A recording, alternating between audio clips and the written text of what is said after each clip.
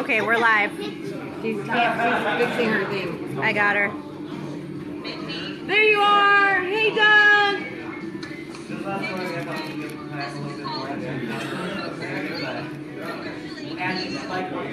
Thank you.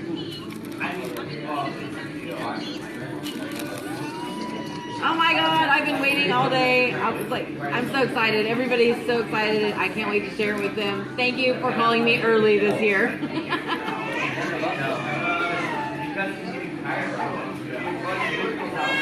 Hold on, I gotta go.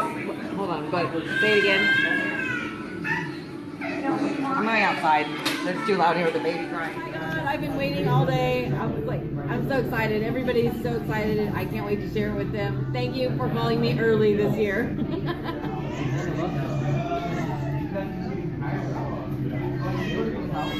Hold on, I gotta go. Hold on, but say it again. I'm going outside. It's too loud here with the baby crying. I picked up one of my my stepdaughter and my other diamond. So we're coming back from the airport. Okay, go ahead. Can you hear me? Okay, yeah, there you are. Can you hear me? Yes, I can hear you. We can hear you. I want to ask you how it feels. You worked your tail off the very last moment of this. How does it feel? It feels absolutely amazing. I couldn't have done it without everybody, without you, without my team, without my husband. Like, I proved to myself, to you guys, and to everybody on my team that you can achieve anything, even if at the last minute. And I knew that even if I didn't get the call from me today, that I went to bed on December 31st knowing I did everything that I could. You did. And the most exciting part, Mindy, is that you made it in the top 200. You're number 199. Oh my God! Oh my God, that is so, oh my God, that like, oh, oh, we did it. Thank you. Oh. Go celebrate. Mary wants to ask you one question. Yes.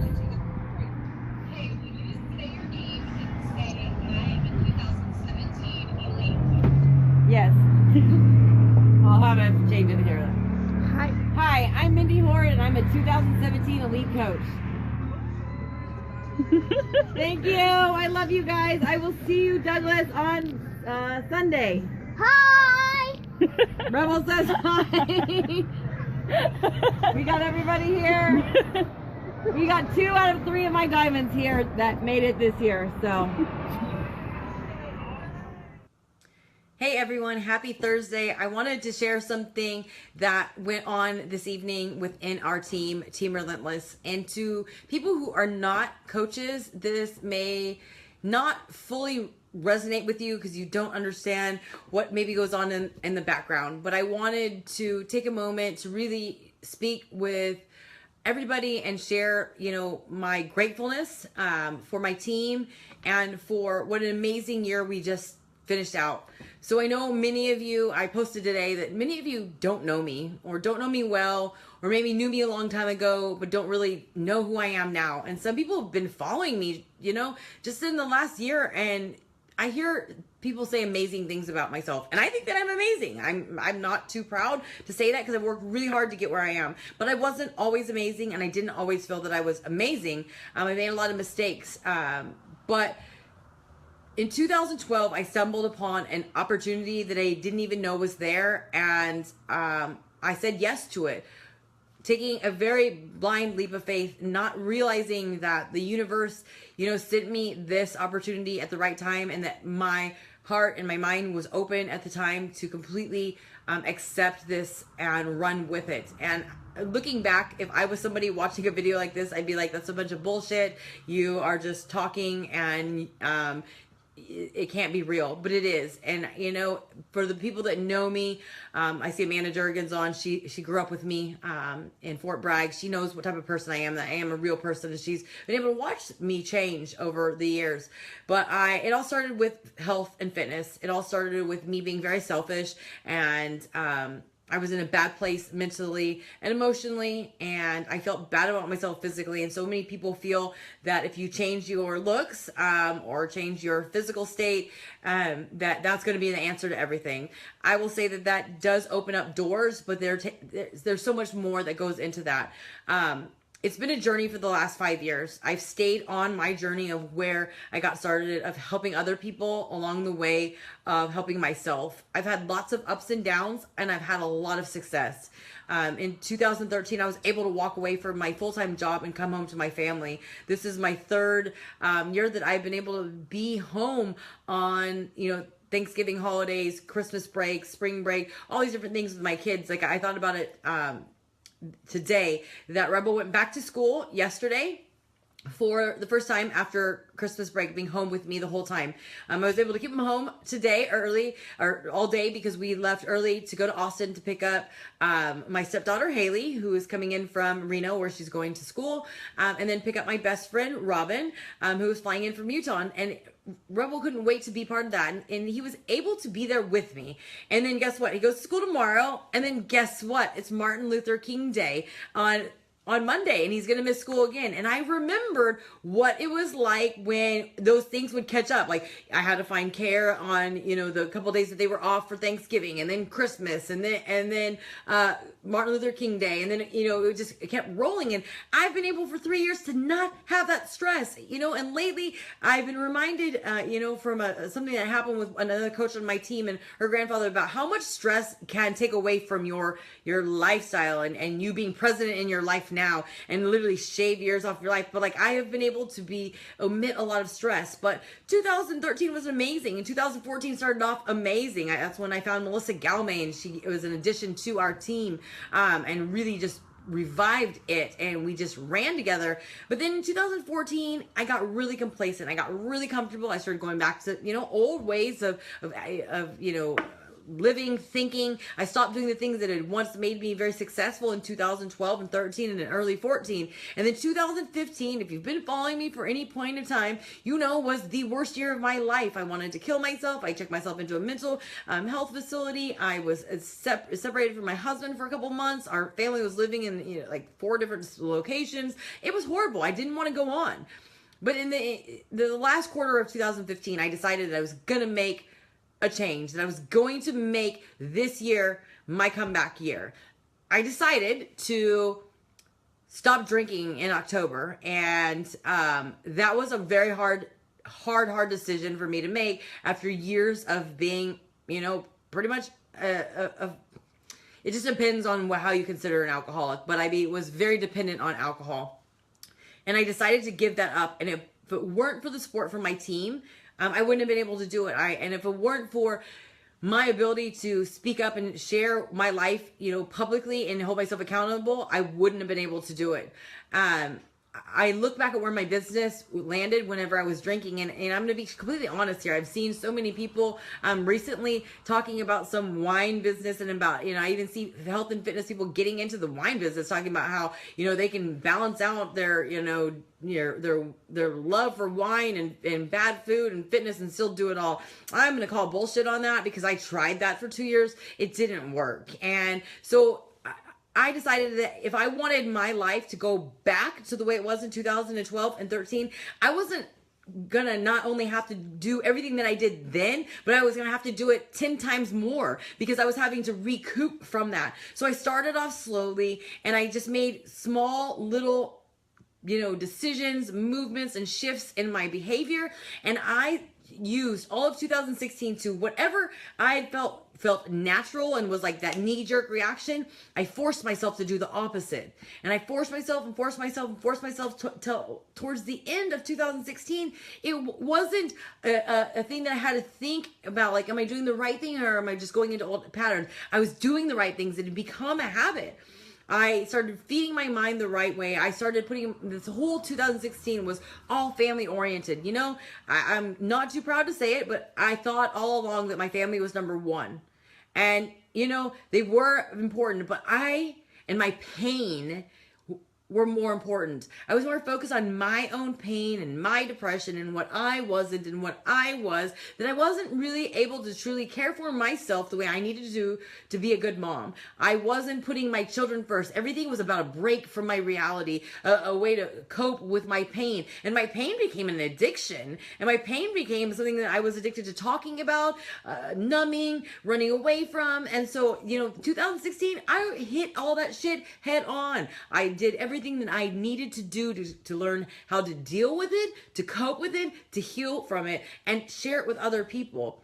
And I went to Tony Robbins in November, and that is when everything changed. And anybody who follows me closely is probably like, oh yeah, we knew Tony Robbins was coming into this conversation, because I'm Tony Robbinsing the shit out of my day every day since I've been back. It's one of those things, when you see something or feel something or witness something amazing, you want to tell everybody. And that's what people don't get about us Beachbody coaches, is like, we've drank the Kool-Aid. We've been behind the scenes. We've been working with people. We've had that mindset shift. So when we have that, when you feel good, you tell people. That's why drugs are popular. That's why, movies are popular. Great restaurants are popular. Television shows are popular. Anything that makes people feel good and is an addiction, and they tell people about it. I mean, seriously, just think about it. Anything that's good, you tell people about it. That's the way Beachbody is. People have said, oh, you're obsessed. It's taking over your life. Yeah, because I feel fucking good. Because it's given me great pleasure. It's given me hope. It's given me life. It makes me feel fulfilled and sustained and satisfied. So I'm going to keep doing it. I'm going to keep talking about it. And the times that I have deviated from it haven't turned out so well. So, today was a very big day for our team. We worked hard. Like, all of our year was geared towards working on me making my comeback, so that I could bring my team along with me, so that we could hit some major goals, not me, but as a team. And so today was like the crunch day that many of us in the organization were waiting for a call from corporate to see if we hit this one goal. So first of all, I want to congratulate Melissa Galmay and her team, Team Fierce, for ending 2016 way stronger than they started, and for achieving a major goal of becoming a 2017 elite team, and myself included. I got the same call. And one of the biggest things that I can celebrate is that Melissa and I both did this. She's like over 100 days sober, and she was 100% sober for this call. I was 100% sober for this call, so that every emotion that we felt when we were crying happy tears of joy, when we got the call from corporate, when we FaceTime one another, were 100% true emotion. And it was so amazing for me to be able to have corporate be like, go ahead and celebrate. Go celebrate this. And I thought, I'm with my stepdaughter. I'm with one of my best friends. And I got on the phone immediately, and I called Ryan, and I texted my girls, and we met each other up in our town once I got back from the airport. And that really was the culmination of it. Like, I didn't need alcohol. I didn't need partying. I didn't need a big party. I got home. I got on a live broadcast with my team to tell them, thank you. We did it. Let's celebrate together. That shows how far we've come. And truly, I believe that I could not have done this if alcohol was still present in my life. And I know Melissa feels the same way. So she's been monumental to my sobriety. I've been monumental to her sobriety. And it just shows that teamwork and communication and accountability is something that's so super important. But we hit this goal, and for many of you who are not coaches, you may not understand, but I'll tell you that on Friday morning, which was December 30th, we as a team, the Relentless Squad, was ranked as the 602 out of 400 and something thousand coaches. And I could have given up. I've seen people who've given up and said it's just not going to happen, maybe next year. But I remembered the promise that I made myself, the promise that I made my team, the promise, of what I was going to do. And I knew that I needed to eat up every second of 2016 going after that goal, so that I didn't have to go to bed on December 31st and wake up on January 1st or ring in the new year with regret. So I found out from corporate what I needed to do to make this happen. And so I got to work. And when I got to work, and when I communicated it with our fit family, that we call it, the Relentless Squad, our team, whatever you want to identify it as, I told them this is what needs to happen. I am blown away still to this day of how many people got to work with me on the eve of New Year's Eve and on New Year's Eve. Nobody was out partying. They were out grinding with me. They were wanting to help people. They were wanting to help our team. They were wanting to be part of something bigger than that. And I thought this is the most fucking memorable New Year's Eve that I've ever had. And it's memorable because I was able to see that I had a family and I had a support group. I had a wolf pack. I had a squad that was behind me in every step. We were communicating and we were in it for the same thing. And because I was sober, I remember everything. I didn't have any regrets. Like when I went to sleep, I knew that I did everything. And I knew that no matter what that phone call, if I got it today or didn't get it, then I knew that 2016, I had done everything that I said that I would. Like Tony Robbins says, there's that 2 millimeter shift. So many people give up. I'm sure you've heard the saying of that, you know, when you're at the end of your rope, you know, tie a knot and hang on, or that, you know, right around when people, you know, I don't know what the saying is. Something I've heard the saying that like right when people want to give up is whenever the miracle happens. I'm proof of it. Like I didn't give up. I didn't just say screw it. You know, chalk one up that, you know, 2016 was good. I didn't justify that it was better than 2015. I said, no, I'm going to keep going. I'm going to keep going. I'm going to keep going. I'm going to prove it. And people didn't think we could do it, because the numbers didn't really necessarily match up. But I was like, I am going to prove to myself that it can be done. I'm going to prove to all the people who don't think that it's possible that it can be done. Not to prove them wrong, but so that they can realize that they can do it too. And we did it. So when I got that call today, I found out that literally on Friday mid-morning, we were 602 in the network. By the end of December 31st, you know, when it rolled over to the 1st, we bumped up to 199. That right there, my friends, tells you what can happen in 36 hours. Big shit can happen. And that number between 602 and 199 should really tell you how many people were that close but gave up for whatever reason it was. And so I just want to tell you, whatever it is, it doesn't have to be health, fitness, or business related, is that don't give up. They're like Tony Robbins says, there's that 2 millimeter shift. Sometimes people think that big things need to be changed, and they don't realize that sometimes just a small little notch 2 millimeters over can make all the difference. So I wanted to just thank everyone that was part of our cheering squad in 2016 that supported me, my family, the whole time that we were working hard to get our family back, who supported me on my quest of sobriety, who supported my children, supported people on my team, supported us as a whole with Beachbody, because I bleed Beachbody blue. Thank you to everyone who's not a hater, who's been supportive, and I hope that everything that you've watched me, you know, rise above, struggle, and conquer, that you realize that I'm not any different than you, that sometimes maybe you just need to take a step back, get a different perspective, ask somebody for some help, and maybe it's just a one small little tweak to your daily, you know, way of living or thinking that can make all of the difference to you. So